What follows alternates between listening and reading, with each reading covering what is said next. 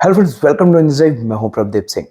मेरे साथ एक बहुत अच्छे मेहमान हैं, हमारे पुराने इस चैनल पे बहुत बार आए हैं और एक ये स्टार्टअप भी ओन करते हैं जो कि इलेक्ट्रिक स्कूटर्स के ऊपर ये रेंट पे देते हैं। तो काफ़ी अच्छी इनको जानकारी है ईवीज़ के बारे में। और अभी क्या हुआ है कि गवर्नमेंट ने एक ऐसी पॉलिसी लेके आया है जिस पे काफ़ी अच्छा खासा फ्यूचर डिपेंड हो जाएगा ऑटोमोटिव सेक्टर के अंदर। और ख़ासकर कार मार्केट की बात करें तो वहाँ पे बहुत अच्छा एक स्टेप लिया गया, या कह सके कि एक ऐसा रास्ता लेके आए हैं कि हर मैन्युफैक्चरर को वो पसंद भी आने वाला है। तो इस वीडियो में वही बात करेंगे मिस्टर धैर्य गुप्ता के साथ। और इस वीडियो में आपको ऐसी जानकारी मिलेगी शायद और कोई भी दे नहीं पाएगा। तो बने रहना इस वीडियो में, और अच्छा लगेगा तो प्लीज़ सब्सक्राइब करके जाना और लाइक भी करना वीडियो। सबसे पहले बात करते हैं कि धैर्य, आपको मालूम है कि जो पॉलिसी आई है उसका नाम क्या है? सो ये एक नई स्कीम आई है। So this scheme is to encourage production of electric vehicle cars in India. Basically electric cars की प्रोडक्शन को encourage करने के लिए ये स्कीम लाई गई है। तो नीति आयोग की एक रिपोर्ट के अनुसार ये उम्मीद की जा रही है कि बाय 2030 जो इलेक्ट्रिक टू व्हीलर्स हैं उनका पेनिट्रेशन हो जाएगा करीब 40% of the total two wheelers. Cars का जो प्राइवेट कार्स हैं उसका पेनिट्रेशन हो जाएगा 10% ऑफ ऑल द कार्स। और जो आपकी कैब में यूज होती हैं कार्स, उसमें इलेक्ट्रिक कार्स का पेनिट्रेशन हो जाएगा करीब 25%। और जो बसेस हैं, राइट, उसमें इलेक्ट्रिक बसेस का पेनिट्रेशन हो जाएगा करीब 15%। ओके। तो कहने का मतलब ये है कि इंडिया में आने वाले टाइम में ये जो फिगर्स हैं ये मतलब होने वाली होंगी, मतलब 10% के आसपास, जैसे नॉर्मल गाड़ियाँ भी अवेलेबल होंगी। मतलब मार्केट शेयर जो है बढ़ाने की ये पूरी स्कीम के बारे में है। तो एक तरीके से मार्केट शेयर हर लेवल पे बढ़ाना चाहती है गवर्नमेंट। धैर्य, इस स्कीम के अंदर मैंने भी स्कीम अभी देखी है, हम लोग बात भी कर रहे थे अभी। तो यहाँ पर सबसे पहले बात करते हैं फ़ायदा क्या होगा यहाँ पर, कि किन को फ़ायदा होगा इस स्कीम से। क्या है कि अगर हम देखें तो इलेक्ट्रिक कार्स का दबदबा पूरी दुनिया में है, खास करके कंपनीज लाइक टेस्ला और BYD। शायद ही कुछ लोग को पता हो ये कि सब लोग मानते हैं कि Tesla is the largest manufacturer of EVs in the world, but ऐसा नहीं है। इस समय BYD is the largest manufacturer of EVs in the world और इंडिया में ऑलरेडी आ चुके हैं।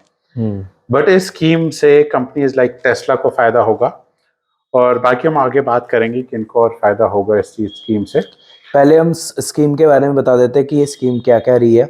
बहुत इसमें डिटेल है इस स्कीम के बारे में, क्योंकि यहाँ पर ना ज़रूरी नहीं है कि डोमेस्टिक प्रोडक्शन के बारे में है। यहाँ पर एक स्कीम में ऐसा कैच है जिसमें टेस्ला जो है बहुत देर से एंकरेज कर रही थी हमारी गवर्नमेंट को कि आप ऐसा करो हम तभी आएंगे, ऐसा करो तभी आएंगे। बहुत खींचातानी हो रही थी। तो वो फाइनली वो चीज़ हो चुकी है अब टेस्ला का तो रास्ता क्लियर लग रहा है। तो सबसे पहले हम डिटेल के बारे में बात करते हैं कि इस पॉलिसी में बोला क्या गया है। तो बेसिकली क्या होता है, जब भी कोई नई इंडस्ट्री को आपको कंट्री में लाना होता है तो आप ये अज्यूम नहीं कर सकते यहाँ पे पूरी कोई पूरा मैन्युफैक्चरिंग सेटअप लगा लेगा। तो होता क्या है, उनको इंसेंटिव्स दी जाती हैं। इसको बहुत आता है PLI, प्रोडक्शन लेड इंसेंटिव्स। तो बेसिकली PLI स्कीम में क्या होता है, वो कहते हैं कि आप इतना काम करेंगे तो आपको इतने इंसेंटिव्स मिलेंगे। और इसके कई डिफरेंट मापदंड होते हैं, कई डिफरेंट फैक्टर्स होते हैं। तो फॉर एग्जांपल इस पॉलिसी में बहुत क्लियरली मेंशन्ड है कि जिसको भी स्कीम का फायदा उठाना है उनको मिनिमम 4,150 करोड़ रुपीस इंडिया में इन्वेस्ट करने होंगे over the course of next 3 years। तो धैर्य, एक मिनट में रुकूंगा यहाँ पर। जैसे आपने बोला कि 3 से साल तक के लिए जो है प्रोडक्शन में होगा, लेकिन ये स्कीम 5 साल की है। हाँ, तो है क्या, ये स्कीम 5 साल के लिए है, लेकिन जो इन्वेस्टमेंट होगा वो पहले 3 साल में करना है आपको। ठीक है ना। और ये स्कीम एक्चुअली क्या है, ये स्कीम में बेनिफिट जो मैन्युफैक्चरर को मिलेगा वो मिलेगा रिड्यूस्ड इंपोर्ट ड्यूटी का। ओके। तो मतलब कहने का मतलब ये है कि इंपोर्ट ड्यूटी रिड्यूस हो जाएगी। और लगभग कितना आपने फिगर बोला जो इन्वेस्टमेंट करनी है initially? 4,150 crore over a course of 3 years। 3 साल के अंदर ये मिनिमम इन्वेस्टमेंट और होनी चाहिए। ये इन्वेस्टमेंट किस चीज के लिए होनी चाहिए कि ये जो इन्वेस्टमेंट है उसमें विद इन 3 years जो DVA होता है, डोमेस्टिक वैल्यू एडिशन, मतलब कि जो आप लोकली पार्ट्स बनाएंगे उसकी वैल्यू होनी चाहिए 25% of the vehicle. In the next 5 years वो DVA होना चाहिए 50%। तो इससे होगा क्या, वो टेक को इंडिया में फिर उनको लाना ही पड़ेगा। ऐसा नहीं होगा कि उनको जो मेजर टेक है, आपकी बैटरी टेक्नोलॉजी होगी, आपकी मोटर टेक्नोलॉजी होगी, आपकी कंट्रोल टेक्नोलॉजी हो गई, जो मेजर वैल्यू एडिशन एक व्हीकल में रहते हैं, वो जब तक कि इंडिया में नहीं बनेंगे, यहाँ पे लोकली लोग नहीं सीखेंगे, तो लोकल टैलेंट डेवलप नहीं होगा, लोकल इंडस्ट्री डेवलप नहीं होगी। ओके। तो लेकिन आप इनिशियली उनको बोलो कि सारी आप टेक लेके आ जाओ, तो जनरली मैन्युफैक्चरर्स को प्रेफर नहीं करते। तो शुरू में उनको एडवांटेज दिया जा रहा है कि आप बेसिकली पहले पूरा CBU लेके आ जाइए, कंप्लीटली बिल्ट यूनिट लेके आ जाइए। हम जानते हैं कि इंपोर्टेड कार्स में ड्यूटी काफी ज्यादा है इंडिया में, है ना। तो इसमें बहुत क्लियरली दिया गया है कि minimum CIF value, cost insurance freight, should be minimum $35,000, जो करीब 30 लाख रुपए हो जाता है। उससे उतनी मिनिमम वैल्यू होनी चाहिए कार की। उस पे फिर इंपोर्ट ड्यूटी जो अदरवाइज 60% या 100% होती, वो अब केवल 15% चार्ज होगी। ओके। तो आपकी जो इंपोर्ट ड्यूटी जो गवर्नमेंट लेती है वो काफी रिड्यूस हो गई। तो आपको कॉस्ट, जिस कॉस्ट पे आप कस्टमर को बेचेंगे, वो आपके लिए काफी कम हो जाएगी। तो इससे होगा क्या इससे होगा क्या, जो एक थोड़ी सी आप प्रीमियम मान लीजिए कार्स 30 लाख के ऊपर की, और वो जो प्योरली इलेक्ट्रिक कार्स रहेंगी, उसमें उनका एक मार्केट बन जाएगा इंडिया में, राइट। जब एक वो मार्केट बन जाएंगे इंडिया में, और लोग जो एक प्रीमियम कार खरीदने जा रहे हैं, और वो देखेंगे कि हो सकता है कि इस स्कीम के बाद जो एक 35 लाख की पेट्रोल वर्जन कार है, हो सकता है उसी का इलेक्ट्रिक वर्जन ऑलमोस्ट उतनी कॉस्ट पे मिल जाए। आजकल क्या होता है, लोग जब इलेक्ट्रिक व्हीकल चेक करते हैं और कंपैरेटिवली उसकी पेट्रोल इक्विवेलेंट चेक करते हैं, तो वो देखते हैं कॉस्ट कितना डिफरेंस है। अगर कॉस्ट डिफरेंस बहुत होता है तो उनको लगता है कि यार इलेक्ट्रिक में बहुत फायदा होगा नहीं, तो वो पेट्रोल खरीद लेते हैं। लेकिन जब वो देखेंगे कि इलेक्ट्रिक और पेट्रोल में बहुत डिफरेंस नहीं है, और जैसे कि हमने देखा कि ये 30 लाख रुपए की मिनिमम वैल्यू होगी, तो उनकी रेंज भी अच्छी होगी उन कार्स की। तो रेंज अच्छी है और कॉस्ट ऑलमोस्ट पेट्रोल जितनी है, तो रनिंग कॉस्ट क्योंकि कम है बहुत इलेक्ट्रिक व्हीकल की, तो लोगों का adoption of electric vehicles faster होगा। एक मार्केट सेटअप हो जाएगा इंडिया में इलेक्ट्रिक कार्स का। फिर उसके बाद वो उसका प्रोडक्शन इंडिया में करना इज बेनिफिशियल, वो टेक आएगी इंडिया में, तो इससे एक लॉन्ग टर्म बेनिफिट गवर्नमेंट को भी मिलेगा, क्योंकि उससे पोल्यूशन कम होगा in the long term, customers को मिलेगा क्योंकि कार्स उनको थोड़ी सस्ती मिलेंगी, और पूरी इंडस्ट्री को मिलेगा क्योंकि टेक आएगी। ठीक है, तो जैसे धैर्य ने एक्सप्लेन करा कि ये जो स्कीम है, सबसे पहली बात ये 5 साल के लिए वैलिड है। ठीक है, 5 साल के अंदर ये सब कुछ होना चाहिए। और एक और गवर्नमेंट ने कैच दिया है कि इस स्कीम को अगर आपने वैलिड करना है, जो मैन्युफैक्चर वैलिड करेंगे, जिनको ये स्कीम अप्लाई करनी है, वो 120 दिन के लिए से विंडो ओपन होगी उनके लिए। खैर हमारे लिए तो नहीं है, लेकिन 120 दिन, वो भी 1 अप्रैल के बाद जो आने वाला है, तब ये सारा जो सिनेरियो है तब रजिस्टर्ड होगा। और इसमें क्या सीन है कि मैं आपको एक छोटा सा समराइज कर दूं, जो धैर्य का अभी आपको काफ़ी अच्छा एक्सप्लेन करा धैर्य ने, कि 29 लाख के आसपास जो अप्रॉक्स वैल्यू है मिनिमम गाड़ी की, वो अगर आप इंपोर्ट करते हैं तो उस पर 15% तक का जो है आप जो आपको इंपोर्ट ड्यूटी पड़ेगी, जो पहले 60 से करीब 100% तक जाती थी। तो इससे क्या होता था कि जो भी मैन्युफैक्चर इंडिया में लाना चाहता था इलेक्ट्रिक गाड़ी, वो ऑलमोस्ट, पहले तो ऑलरेडी एक्सपेंसिव है जो पेट्रोल से थी, लेकिन होता क्या था इंडिया में लाने के बाद वो और भी एक्सपेंसिव चली जाती थी पेट्रोल से भी, उनका अगर पेट्रोल वर्जन भी अवेलेबल है यहाँ पर। अब इस स्कीम से क्या होगा कि बहुत मिनिमम इंपोर्ट ड्यूटी यहाँ पर अब अप्लाई होगी यहाँ पर, लेकिन उसके बाद एक एग्रीमेंट भी है, जैसे अभी बताया कि 3 साल तक सिर्फ और सिर्फ आपको 25% तक, यानी कि जब आप मैन्युफैक्चरिंग प्लांट सेटअप करेंगे, मतलब चाहे आप CKD करें, मतलब कंप्लीट नॉकडाउन यूनिट भी यहाँ पर मेंशन किया कि उस पे भी ये चीज़ वैल्यू होगी, तो वहाँ पर भी बचत आ सकती है। तो वहाँ पर भी अगर आप देखेंगे कंप्लीट नॉकडाउन यूनिट अगर आने वाले टाइम में वो मैन्युफैक्चर करना चालू हो जाएगा, तो 25% तक उसका लोकलाइजेशन होना चाहिए। फिर 5 साल के दौरान उसका 50% तक लोकलाइजेशन हो जाना चाहिए, तब ये स्कीम जो है वैलिड होगी, क्योंकि तब तक जो है इंपोर्ट गाड़ियाँ वो जो करेंगे तो उस पे ये स्कीम उनको मिलती रहेगी, उनको 15% मिलता रहेगा। लेकिन यहाँ पर एक और चीज है कि इसमें ना कुछ लिमिटेशंस है। हाँ, की लिमिटेशंस है, वो धैर्य बताइए, वो क्या है, बहुत इंटरेस्टिंग पार्ट है। तो वो लिमिटेशन जो है तो 8,000 गाड़ियों तक मिलेगा। मैं सही बता दूं, जो डॉक्यूमेंट है जो आप अपलोड कर ही देंगे, उसमें बहुत क्लियर नहीं है वो सारी कंट्री के लिए 8,000 है या पर मैन्युफैक्चरर 8,000 यूनिट्स है। ये क्लियर नहीं है, बिल्कुल ये सही बात क्लियर कह नहीं रहे है, हैं। तो 8,000 यूनिट्स का दे रखा है, लेकिन उन्होंने एक और कैलकुलेशन दिखा रखी है। अब देखिए हो क्या रहा है, गवर्नमेंट अपनी import duty, they are forgoing an import duty, भी उनको 60% ड्यूटी मिलनी थी, अब 15% मिल रही है, तो एक तरह से ड्यूटी का लॉस हो रहा है। तो ऐसा ना हो कि कोई बहुत सारी, पता चले 1 लाख गाड़ियां इंपोर्ट कर ली उन्होंने, है ना, एक बहुत साल सस्ते में बेच ली, उसकी लिमिटेशन तो है। उसके लिए उन्होंने लिमिटेशन कर रखी है, आपने कितना इंपोर्ट किया है, कितनी ड्यूटी उन्होंने फॉरगो करी है, उसको उस फिगर को इससे डिवाइड किया जाएगा, एक फिगर आएगी, तो उसके हिसाब से मैक्सिमम नंबर ऑफ व्हीकल्स उन्होंने लिमिट कर रखे हैं कब तक आपको सब्सिडी मिलेगी।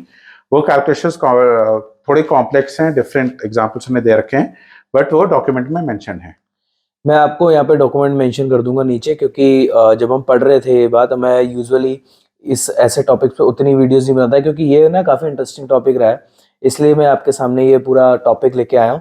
लेकिन प्रॉब्लम यहाँ पर ये आती है कि एक साल में सिर्फ लिमिटेड ही यूनिट्स आपको मिलेंगी इंपोर्ट करने के लिए, उसके बाद जो है वो पूरी की पूरी आपको वैल्यू फिर 100% तक टैक्स देना पड़ेगा उसमें एक साल के। उसके ऊपर जो होगा, लेकिन हाँ, अगर आप वो फिगर्स देखो, अगर आपने 4,150 करोड़ रुपीज जो इसका स्कीम का मिनिमम है वो आपने इंपोर्ट किया है, तो दोज यूनिट्स इतने ज्यादा नंबर हैं वो, कि उससे ज्यादा आप वैसे भी बेच नहीं पाएंगे, क्योंकि अगेन हम बता एग्जैक्टली। दें, मिनिमम सीआई वैल्यू $35,000 है, जो कि 30 लाख के करीब आता है। तो उस हिसाब से आप देख लीजिए कितनी बड़ा मार्केट है उस व्हीकल का। एग्जैक्टली, जो मार्केट 30 लाख से ऊपर का है ना, वो वहां पर उतनी गाड़ियां नहीं बिकती मेरे हिसाब से। साल में 1 लाख भी नहीं गाड़ियां बिकती है उसमें, जो पेट्रोल भी आता है जिसमें, है और ना। इसमें पेट्रोल हाँ, भी आता है, और जिस डीजल भी मतलब आती है, बेसिकली जो लग्जरी कार्स लग्जरी भी आती हैं। लग्जरी कार्स में बात करें, चाहे टोयोटा हो जाए, कोई कोई भी मैन्युफैक्चर हो जाए, जितने भी मैन्युफैक्चर अवेलेबल है वहाँ पर, तो वहाँ पर तो ये चीज़ मेंशन होगी कि हाँ भैया वहाँ पर इतना ज़्यादा कोई कस्टमर का फुटफॉल नहीं है वहाँ पर, जितने अमीर लोग हैं हमारे यहाँ वही हाँ, वही बेसिकली उस जगह जाएंगे। तो हाँ, आम लोगों के लिए तो नहीं है स्कीम, है ना। ये, हाँ, आम लोगों के लिए तो स्कीम नहीं है, लेकिन ये स्कीम केवल और केवल इंडियन डोमेस्टिक मार्केट के लिए नहीं है, इतना और मैं बता दूं। अगर आप सर्कुलर को, उसको स्कीम को पढ़ें, सर्कुलर को पढ़ें, तो उसमें लिखा हुआ है, हम सभी जानते हैं कि India is a manufacturing base for small cars, right. अभी हम सब बहुत खुश हो रहे थे जब जब जिमनी आई, लेकिन जिमनी इंडिया में बहुत सालों से बन रही है, टू डोर जिमनी जब इंडिया में से बहुत सारे से बन जब से रही है। फर्स्ट टाइम उन्होंने फर्स्ट टाइम आई दिखाया थी और है। इंडिया से सारी एक्सपोर्ट होती थी। Exactly. Two door version of i20 India में बनता था, इंडिया में बिकता नहीं था, बट एक्सपोर्ट होता था, इवन ऐसे बहुत सारी कार्स इवन थी। एक और गाड़ी है i20 की, आपने बात करी तो मैं एक और इंटरेस्टिंग बात ऐड कर दूं इसमें। एक आई एक्टिव करके एक कार आई थी i20 का वर्जन, जिसे हाँ, क्रॉस वर्जन कहा जाता है। वो सिर्फ ऑस्ट्रेलिया मार्केट के लिए बनाई गई थी गाड़ी, हाँ, लेकिन अच्छा, वो इंडिया में इसीलिए लॉन्च करी गई कि भैया यहाँ पर प्रोडक्शन हो रहा है, तो इसलिए यहाँ पर भी लॉन्च कर दो। लॉन्च कर देते हैं। तो ये तो बात है। क्योंकि ऑस्ट्रेलिया में स्टीयरिंग भी उसी साइड होता है जहां हमारे साथ, हो हाँ, सकता है कर दियो, लेकिन exactly. Left hand drive cars India में भी बन रही हैं और एक्सपोर्ट हो रही हैं। तो इससे हाँ। होगा क्या स्कीम से, अब एक कंपनी ने यहाँ पे मैन्युफैक्चरिंग प्लांट बना लिया, यहाँ पे डोमेस्टिकिफिकेशन कर दिया, 50% डोमेस्टिक, क्योंकि इंडिया आपके पास ना इंजीनियरिंग कैपेबिलिटी बहुत है, India produces largest number of engineers in the world. तो यहाँ पे एक बार वो प्रोडक्शन लोकली शुरू हो जाएगा, कॉस्ट यहाँ पे कम रहेगी, तो यहाँ से एक्सपोर्ट का एक बहुत बड़ा बिजनेस बनेगा इलेक्ट्रिक कार्स का। तो हो सकता है इन द फ्यूचर, तो केवल डोमेस्टिक मार्केट के लिए इसको नहीं बनाया गया है स्कीम को, इसको बनाया गया है ताकि India becomes a manufacturing hub for electric vehicles. Okay. तो अगर आप इंटरनेशनल जियो पॉलिटिक्स को देखें, तो इस समय काफी लोग चाइना से थोड़ा दूर जाना चाह रहे हैं, considering the चाइना's position in the international Jio political scenario. तो बट इंडिया उनको एक बहुत स्टेबल कंट्री लगती है, डेमोक्रेटिक कंट्री है, यहाँ पे जनरली बहुत स्टेबिलिटी रहती है। तो लोग चाह रहे हैं कि मैन्युफैक्चरर्स भी चाह रहे हैं कि हम इंडिया में हम इन्वेस्ट करें ताकि वो स्टेबल रहे उनकी कंपनी। अब है कैसे, चाइना में मैन्युफैक्चरर्स जाते हैं तो वहां पे उनकी टेक चुरा ली जाती है, राइट। जिली ने मतलब ऑलमोस्ट सारी गाड़ियों की कॉपी बना रखी है, राइट, वो आपसे ब्लूप्रिंट ले लेते हैं और अपनी कॉपीज बना लेते हैं। तो इसी तरह, लेकिन इंडिया में वो प्रॉब्लम नहीं है। इंडिया में आपका जो आता है एक कंपनी को पता है कि यहाँ पे मेरे को एक प्रोटेक्शन मिलेगी, आप उसको आईपी प्रोटेक्शन कह सकते हैं। तो उस तरह से manufacturers do want to come to India, they will invest this money, क्योंकि उनको भी बहुत बेनिफिट्स मिलेंगे, यहाँ पे मैन्युफैक्चर करेंगे और एक्सपोर्ट करेंगे। अब यहाँ पर ना एक कंपनी का नाम लेने वाला हूँ बहुत जल्द। अब हम थोड़ा सा यहाँ पर बात करेंगे कि कौन कौन सी कंपनीज को फायदा होगा और क्या क्या गाड़ियाँ देखने को मिलेंगी और कौन सी गाड़ी अवेलेबल है जिन पे ये फायदा मिल सकता है। तो एक ट्विस्ट की बात करते हैं यहाँ पर।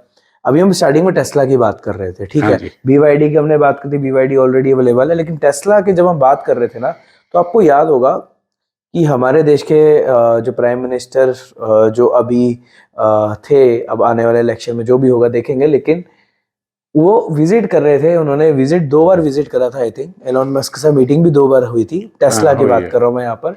तो उनकी मीटिंग 2 बार हुई है यहाँ पर। एक बार तो फैक्ट्री में गए टेस्ला एक बार फैक्ट्री के में भी गए हैं कि आप ना ये गाड़ियां हमारे पास लेके आओ। तो उस जनरली क्या हुआ कि टेस्ला की तरफ से एक मतलब स्टेटमेंट आता था कि आप पहले इंपोर्ट ड्यूटी कम करो, हम तभी आएंगे, क्योंकि इंपोर्ट ड्यूटी की वजह से हमारी गाड़ियां महंगी बिकेगी और कोई भी वहां पर परचेज नहीं कर पाएगा। मतलब वो जनरल लोगों की गाड़ियां हैं, जनरल लोग नहीं ले पाएंगे उसको। तो वो टेस्ला का ये कंसर्न था। बट इंडिया बहुत अलग मार्केट है अमेरिका से। हाँ, तो यहाँ पर ना अब क्या किया है, मैं धैर्य यहाँ पर पूरी बात आपको बताता हूँ, फिर आप इस पे भी थोड़ा सा गौर करना और आप भी गौर करना कि जब इतनी बार बोला गया गवर्नमेंट को कि हमारी इंपोर्ट ड्यूटी कम कर दो, उन्होंने बोला स्पेसिफिकली आपके लिए थोड़ा ना होगा, वो सबके लिए होगा, क्यों जरूरी थोड़ा ना वही फेवरेट है। लेकिन कहीं ना कहीं ये दिमाग में डालना गवर्नमेंट के, या ये इसके बारे में सोचने में मजबूर करना, आई थिंक मुझे लगता है टेस्ला नहीं, देखिए होता क्या है, आप ऐसा नहीं होता, उन्होंने बोला कि एलोन मस्क है तो आप पूरे उसकी बात मान लेते हो, ऐसा नहीं होता है कभी भी। आप भी अपनी बात आगे रखते हो, राइट। इंडिया भी एक बहुत स्ट्रांग इकॉनमी है, दुनिया की 4th लार्जेस्ट इकॉनमी है। तो इंडियन गवर्नमेंट उसको बोला कि ठीक है, लेकिन ये स्कीम आपको तब मिलेगी जब आप प्रोडक्शन यहाँ पे करोगे।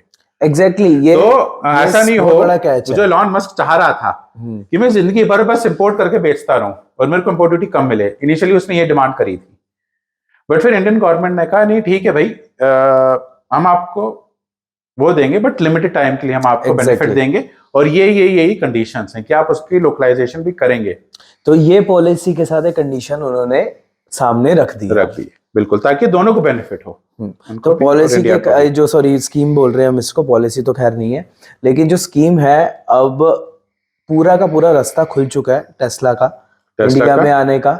और जो गाड़ियां अवेलेबल है इंडिया में, जैसे हम अभी BYD की बात कर रहे थे, रिसेंटली एक सील करके जो इनकी कार लॉन्च हुई है, 53 लाख जो मैक्सिमम प्राइसिंग है उसका, काफी अच्छा प्राइसिंग आया उसका।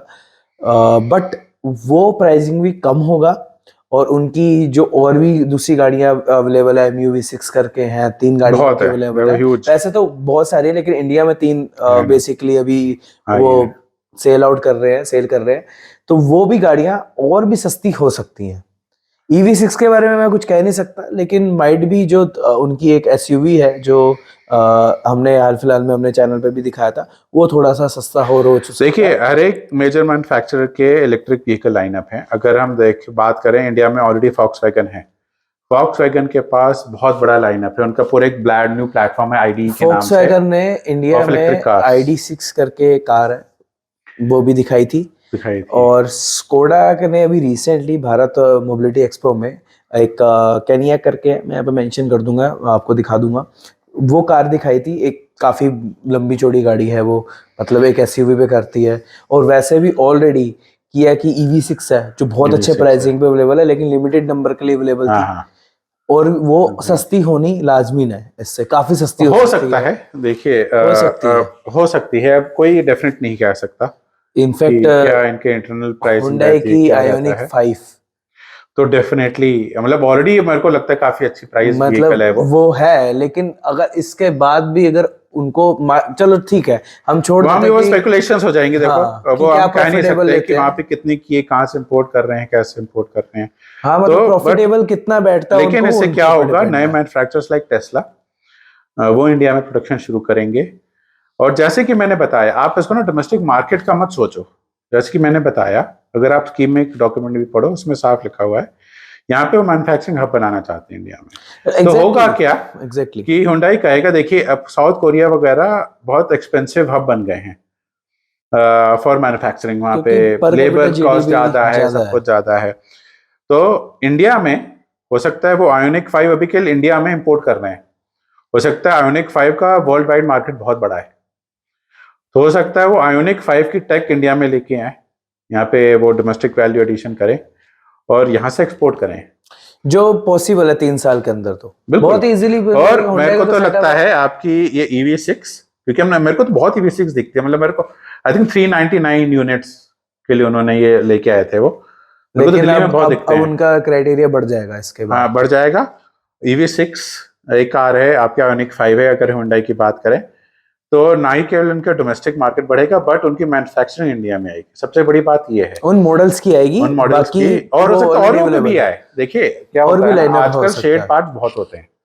आयोनिक 5, आपके आयोनिक 7 भी एक गाड़ी है, आयोनिक 6 आयोनिक 6 आएगी, क्योंकि वो हो एक सकता है इंडिया में दिखाया हुआ बिके है। नहीं, क्योंकि हो सकता है बहुत ओवर प्राइस इंडिया के लिए, लेकिन हो सकता है यहाँ से आयोनिक एक्सपोर्ट हो। साइज अगर आ गई ना, आयोनिक 6 बहुत ब्यूटीफुल कार है, हम एक्सपेक्ट कर मैं सकते ये हैं कह रहा हूँ कि वो हो सकता है यहाँ से एक्सपोर्ट हो।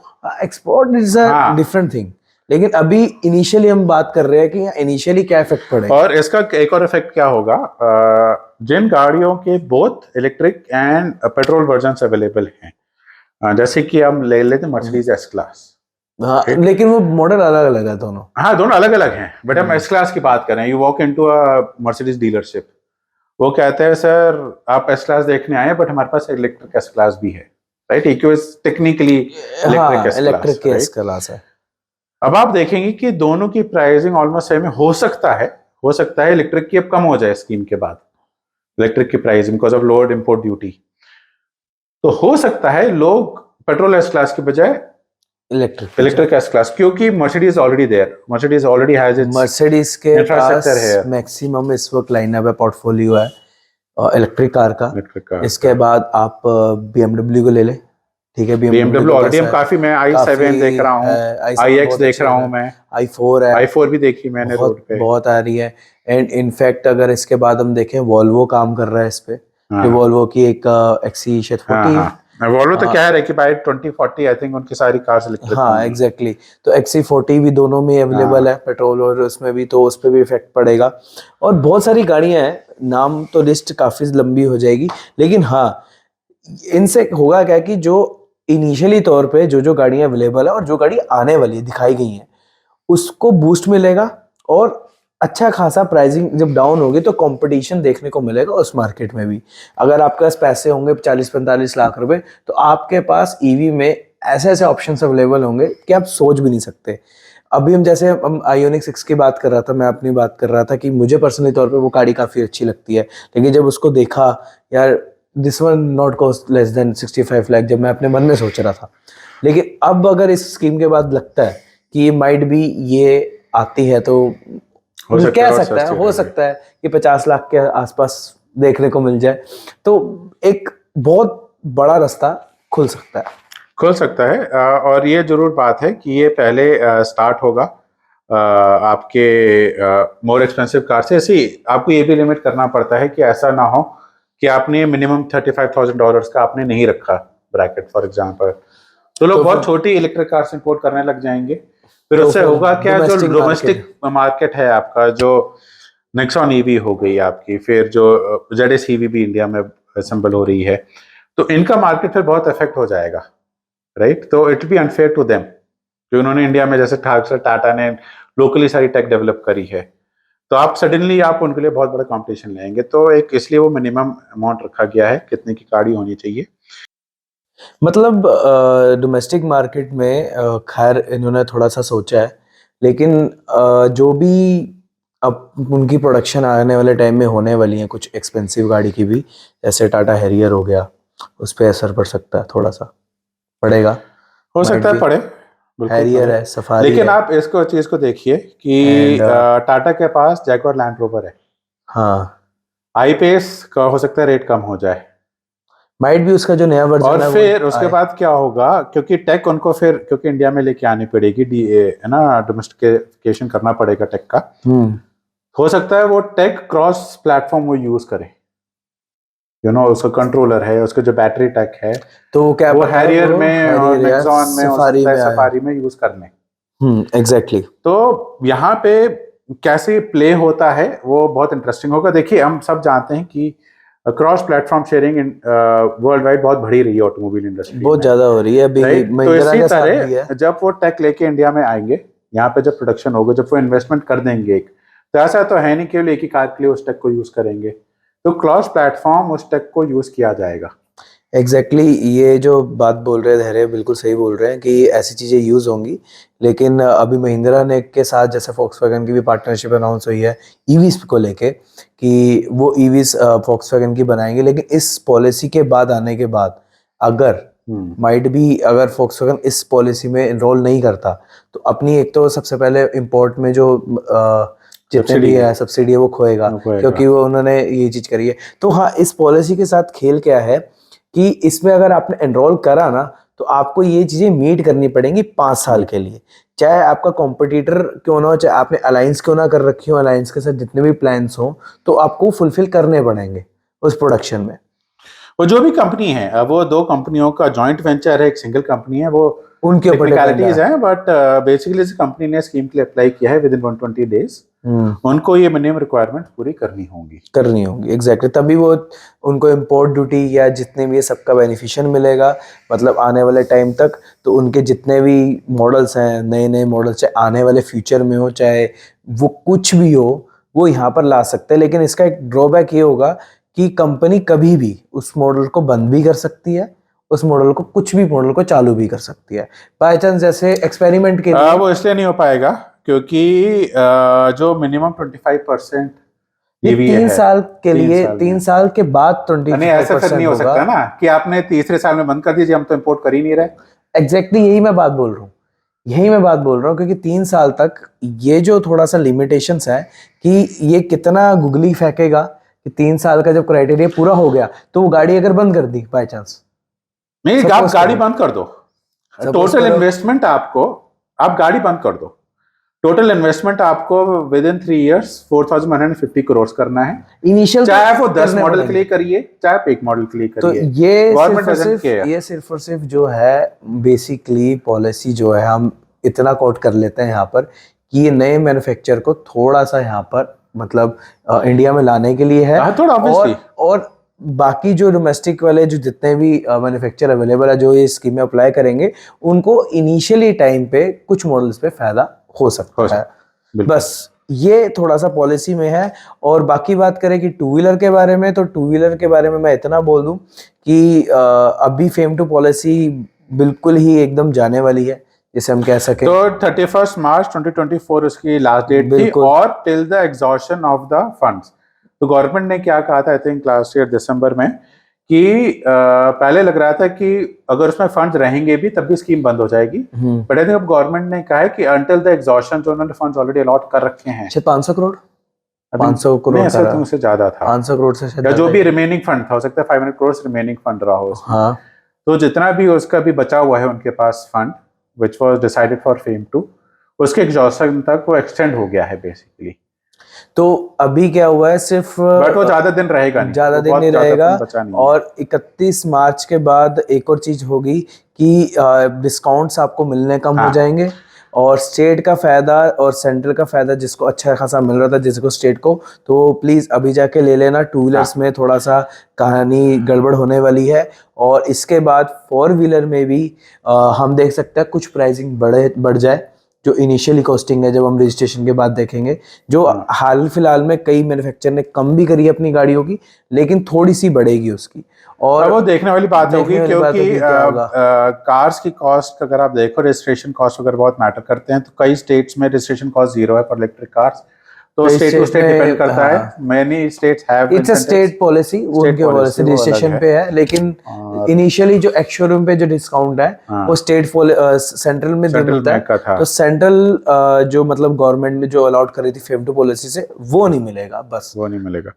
और हाँ, ये पक्की बात है, हालांकि मेरे को लगता है कि 31 मार्च के बाद फेम टू व्हीलर्स में मिलना बहुत मुश्किल हो जाएगा, चांसेस के बहुत कम है। और क्योंकि होगा क्या, ये जो आपकी सब्सिडी है, this is for all manufacturers put together, ऐसे नहीं कि 500 करोड़ 50 करोड़ 500 करोड़ जो भी है वो केवल एक मैन्युफैक्चरर के लिए है, वो सबके लिए है। सबके लिए अगर वो आपके एग्जॉस्ट हुई, कॉम्पिटिटर ने डिस्काउंट्स दे दिए अपनी तरफ से just to push off their stock, तो उनको वो सब्सिडी मिल जाएगी और फिर तो बाकी दूसरे आप वाला अपने बैठा व्हीकल्स को पे सब्सिडी नहीं दे पाएंगे। तो अगर आपको कोई इलेक्ट्रिक टू व्हीलर खरीदना है तो अभी जाके आप खरीद लीजिए। तो यहाँ पर हम कंक्लूड करते हैं इस वीडियो को कि अभी फ्यूचर प्लान जो इस पॉलिसी के बाद देखने को मिला है, आपको कैसी लगी ये वीडियो भी, और ये पूरा स्कीम का हमने जो बताया, धैर्य सर जो है काफ़ी अच्छे से एक्सप्लेन करा। तो यहाँ पर आपको जो भी पार्ट अच्छा लगा हो मेंशन करना कमेंट में, कुछ दिक्कत हो या कुछ आपने पूछना हो तो कमेंट में आप मेंशन कर सकते हैं। और अगर यहाँ तक देखिए वीडियो तो प्लीज़ सब्सक्राइब कर लो चैनल को, और भी अच्छे कंटेंट आने वाले हैं, चाहे हम मेरे चैनल पे चाहे हम सर के भी चैनल पे हम देख सकते हैं। तो